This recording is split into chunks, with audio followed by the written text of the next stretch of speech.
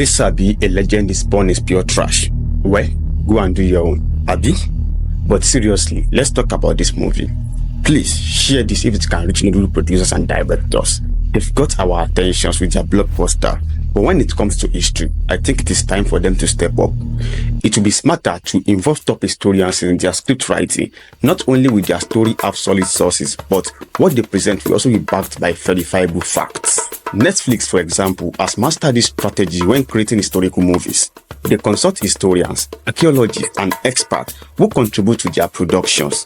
If you have watched Rise of Empires, Ottoman, The Testament of Moses, Roman Empire, Alexander, The Making of a God, and others, you will understand what I'm talking about. If you have watched any of these movies and agree with me, kindly drop a comment below. Now, I know creative liberties are allowed in filmmaking, but historical movies can't just be done anyhow, especially now that Nigerians are paying more attention to their roots. Misinformation can be dangerous. Steve Adedimeji and his team has done a fantastic job, no doubt, but with stories like this, there is always room for improvements.